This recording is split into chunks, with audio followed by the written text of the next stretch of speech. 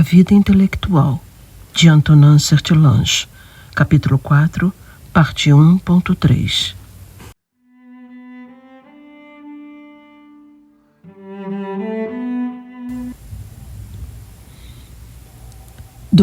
O trabalho noturno.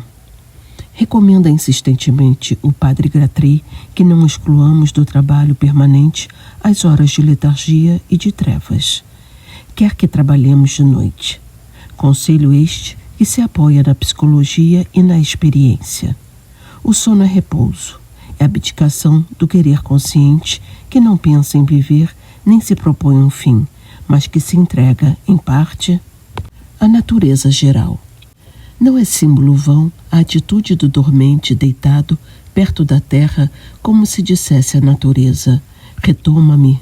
Durante bastante tempo me obstinei contra as tuas potências, combati de pé o teu determinismo nivelador, ao nivelamento de forças que é a lei deste mundo perecedouro, opus o sobressalto da vida. Rendo-me agora até que chegue a hora de tomar a luta. Suspensa deste modo a vida ardente, tendo a correia de transmissão do motor humano passado da liberdade individual à liberdade das forças cósmicas, resulta daí novo funcionamento com leis próprias que segue caminhos ignorados da clara consciência e realiza combinações estranhas à perspicácia das vontades e dos caprichos. Voltam a agrupar-se as forças interiores, os pensamentos classificam-se e desbastam-se, a energia abandonada pela ação despende-se pacificamente. Utilizar esse trabalho sem lhe perturbar os ritmos é para o pensador nova riqueza. Não se trata de velar, pelo contrário, o noctâmbulo é mau trabalhador. Já neste particular, exigimos a obediência, a higiene geral, que deve redobrar de pretensões sobre o homem de estudo. Mas o próprio sono é trabalhador, associado do labor diurno. Podemos domesticar-lhe as forças, utilizar-lhe as leis, aproveitar a filtração e clarificação que se opera no silêncio da noite. Durante o sono, completa-se e encadeia-se o trabalho cerebral começado e a ideia encetada que um incidente interno ou externo impedira de desabrochar inteiramente. Não percais esta ocasião de lucro. Recolhi essa claridade que vos pode servir de ajuda antes que ela torne a mergulhar na noite mental. Como consegui-lo? Há ocasiões em que se não requerem indústrias particulares. Ao despertar, encontra-se preparada e registrada a colaboração do sono. O trabalho da véspera parece-nos numa claridade mais distinta. Uma vida nova, uma região virgem se abre diante de nós. Surgem relações de ideias, de fatos, de expressões, uma comparação feliz, uma imagem sugestiva, um trecho ou um plano inteiro. Tudo aí se encontra em perfeita lucidez. Só falta utilizar, em seu tempo, o que o Deus do sono se dignou efetuar por vós. De ordinário, porém, as coisas seguem rumo diverso. A natureza não está às nossas ordens, segue o seu caminho. O seu curso arrasta pepitas de ouro. A nós compete recolher e impedir de se afundar na areia o que estas ondas opulentas transportam. Muito frequentemente, uma insônia de minutos, talvez de um segundo, é rasgada de clarões. Fixemo-los. Confiá-los ao cérebro em repouso é riscar a água. Muito provavelmente, no dia imediato, nem sequer se dá pelo rastro de um vago incidente. Procedei melhor. Tende à mão um caderno de papel ou uma caixa de verbetes. Tomai nota, sem que isso vos tolhe o sono, sem acender a luz, se possível for. Depois, mergulhar de novo nas sombras. Aliviar-vos assim do pensamento será talvez favorecer o sono em vez de o perturbar. Se disserdes, lembrar-me-ei, quero-o. Este tato de vontade perturba mais o sono do que o rabiscar uma nota à pressa. Lembrai-vos de que o sono é repouso do querer. Noutras ocasiões as claridades acordem de madrugada, logo ao despertar.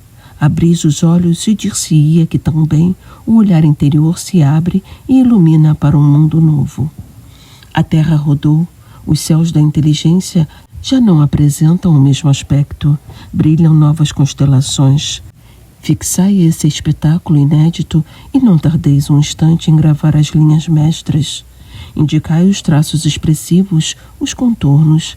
Isso basta para determinar os pormenores quando tiverdes o lazer de voltar a contemplá-lo.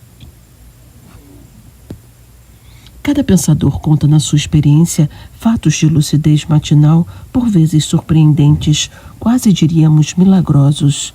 Quantos tratados completos que deste modo brotaram em plena luz após longa e custosa série de estudos complicados em que o autor como se sentia perdido numa floresta sem clareiras nem perspectivas. Muitas invenções também se realizaram assim. Elementos esparsos no espírito, experiências antigas ou conhecimentos, na aparência de interesse nulo, se associaram e questões se resolveram por si sós, pela classificação espontânea das imagens mentais que representavam a ideia da sua solução. Agarrai depressa no caderno de notas, quando se vos proporcionar semelhante felicidade. Auri enquanto a ideia está presente. Extraí, não junteis nada da vossa lavra. Sem intervenção perturbadora, com uma atenção sujeita à natureza do trabalho que tendes entre mãos, ide puxando brandamente pela corrente que se constituiu, desenrolai os elos, as correntes acessórias que deles partem, marcai as proporções, as dependências, sem vos importardes com o estilo. Refiro-me estilo requentado, pois pode muito bem acontecer que desse modo se desenrolem preciosos elementos de estilo. Quando a gaveta está vazia e se vos afigurou que de lá retirastes a corrente dos pensamentos novos, cessai de escrever, mas durante um tempo fixai a vista nessa riqueza. Pode suceder que ela aumente, que se formem novos elos na corrente e que esses se multipliquem e subdividam. Tudo isto é tão precioso que não deveis deitar a perder uma só parcela.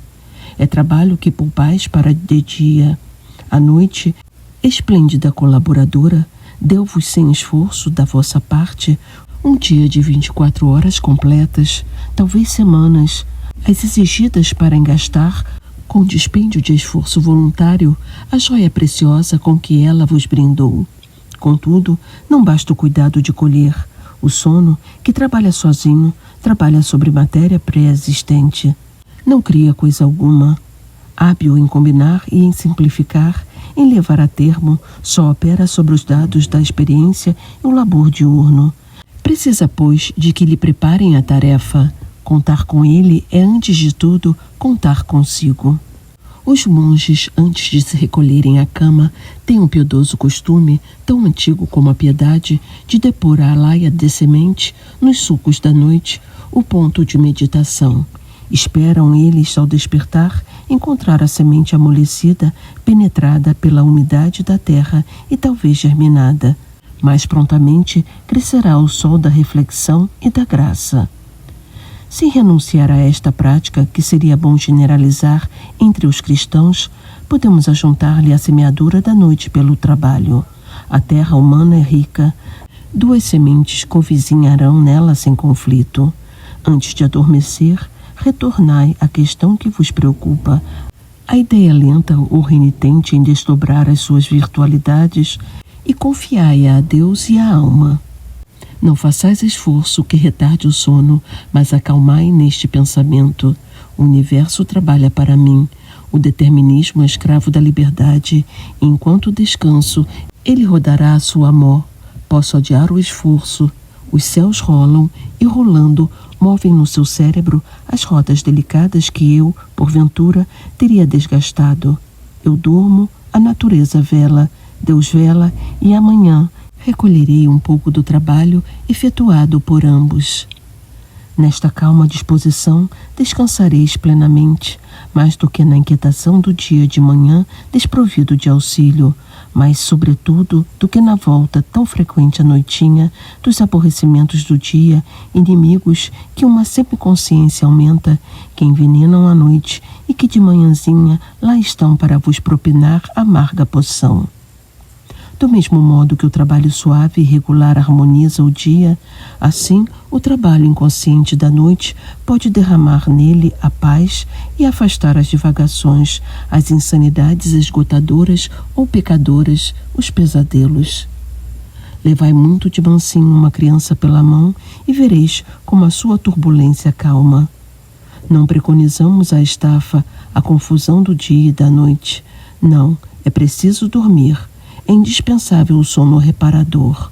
Dizemos apenas que a noite, como noite, pode trabalhar por si, que é boa conselheira, que o sono, como sono, é artista útil, que o repouso, como repouso, é também força.